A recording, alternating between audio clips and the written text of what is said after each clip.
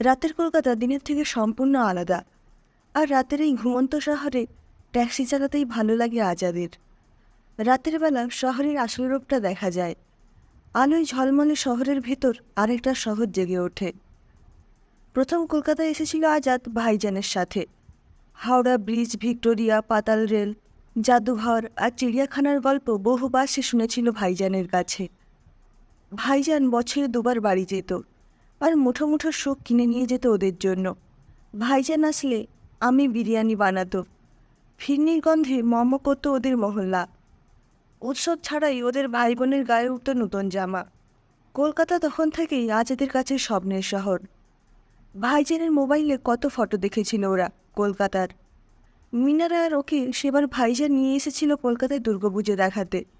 শহরটা নাকি তখন নতুন করে সেজে ওঠে। লাখ লাখ টাকার প্যান্ডেল আর বড় বড় মাটির পুতুলকে পুজো করে এই শহরের লোকেরা, তারপর সব জলে ফেলে দেয়। মিনারা আর আজাদ অনেক ঘুরেছিল ভাইজানের সাথে।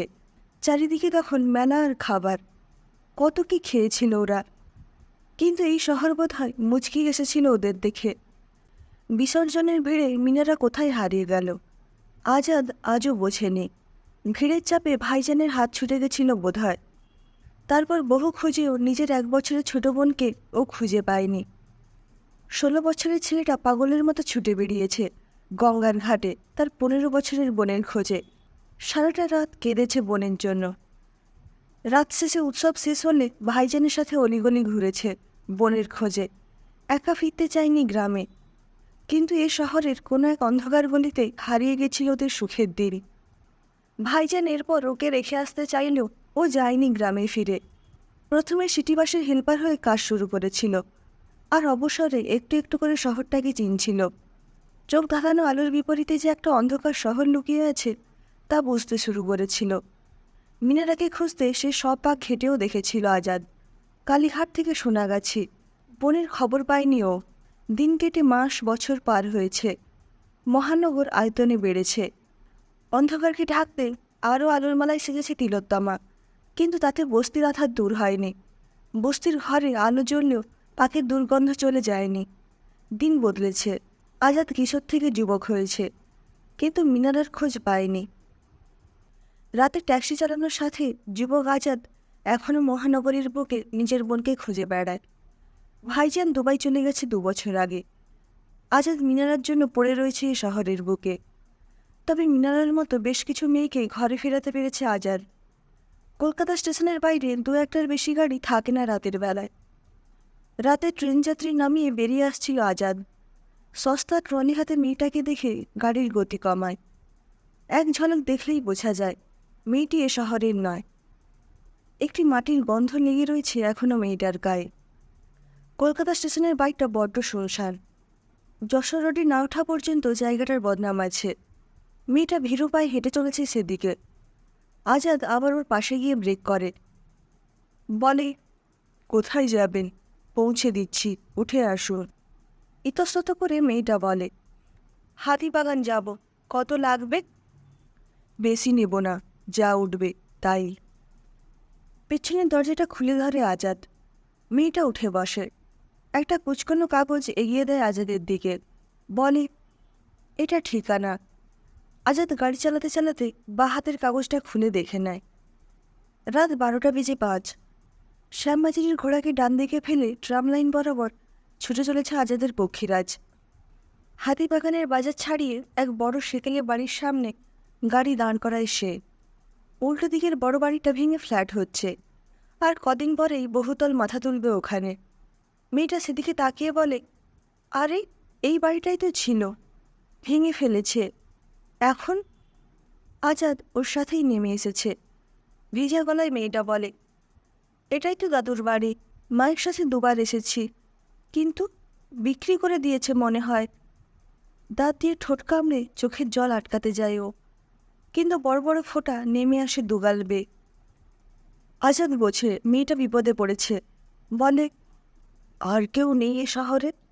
মেয়েটা অবাক হয়ে ভেজা চোখে তাকায়, বলে, বাবার বাড়ি, মৌলালি, বড় জেঠু আছেন, তবে ঠিকানা তো নেই।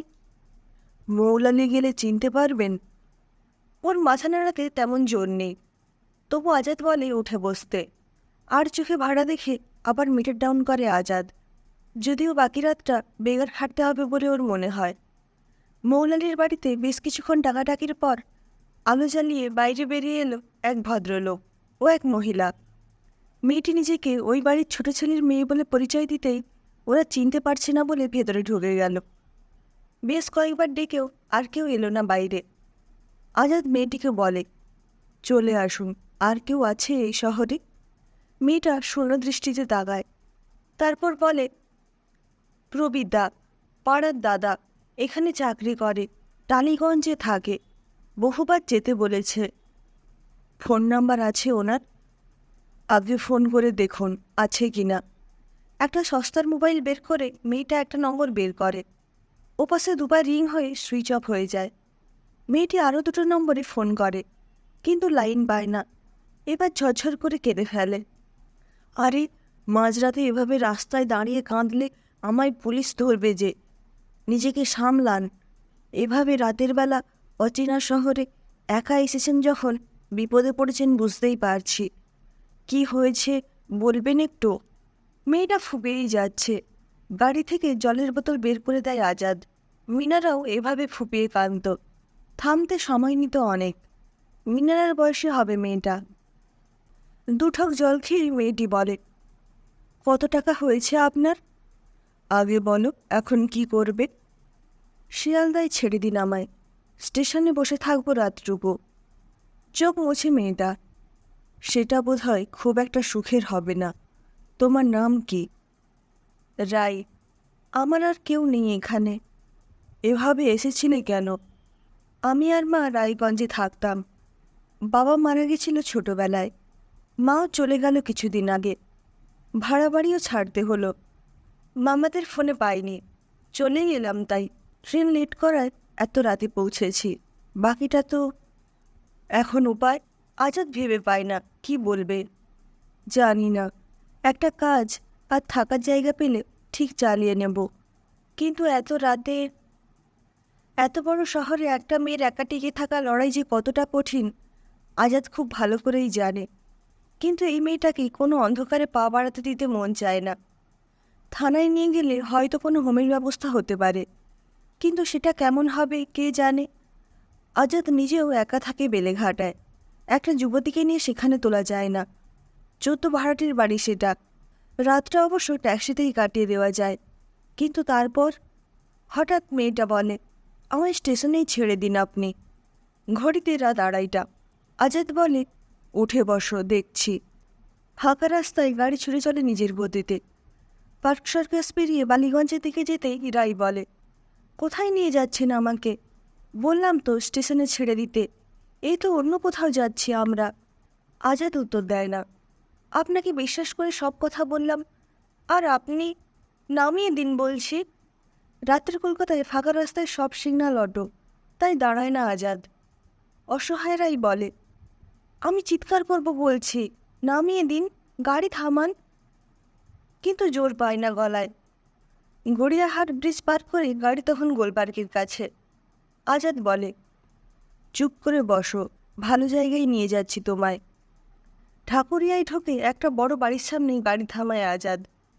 জোরে দুবার হর্ন দিয়ে নেমে এসে বেল বাজায়। একটু পরেই এক মাঝবয়সী মহিলা বেরিয়ে আসে ঘেরা বারান্দায়। রাই ভয় সংকুচিত হয়ে গাড়িতেই বসে রয়েছে।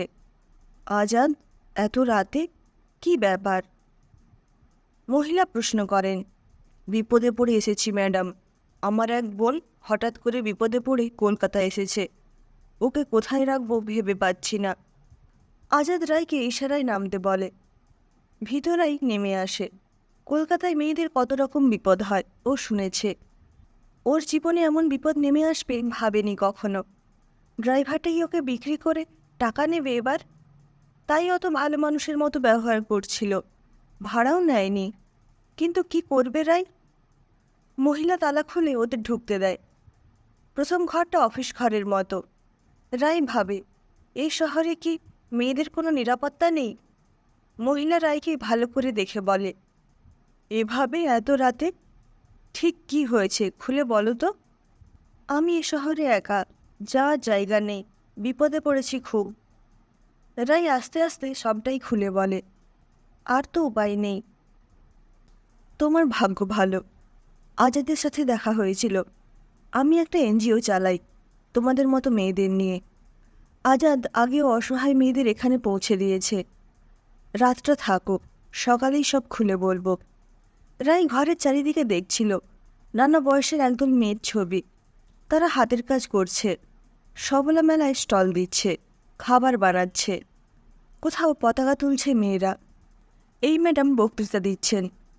এটাই এনজিওর অফিস মনে হয়। আজাদ উঠে পড়ে, বলে, আমি চলি ম্যাডাম, আপনাকে বিরক্ত করলাম, পরে খবর নেব। রাই আর ম্যাডামকে বিদায় জানিয়ে ঘুমন্ত শহরের বুকে নেমে পড়ে ও। দূরে কোথাও ঘড়িতে 4টে ঘন্টার শব্দ শোনা যায়। বিহারি দারোয়ান বাঁশি বাজায় পেছনের রাস্তায়। ভোরের প্রথম ট্রেন ছুটে চলে শহরতলির দিকে। দূরের বড় রাস্তায় মিলিয়ে যায় আজাদের গাড়ি। হঠাৎ করে রায়ের মনে হয়, এই মহানগর খারাপ নয়। নিজের লোকেরা দূরে ঠেলেছে ঠিক, কিন্তু এক অচেনা লোক এই শহরেই এতটা আপন হয়ে গেছে কয়েক ঘন্টায়। শহর কি আর অচেনা লাগে না রায়ের? রাত জাগা চোখে আজাদ দেখে একটু একটু করে জাগছে তার প্রাণের শহর। মিনারাকে না পেলেও রায়কে একটা নিরাপদ ঠিকানা দিতে পেরেছে ও আজ। অন্ধকার কেটে পূব আকাশে ফুটেছে এক কমলা আলোর রেশ।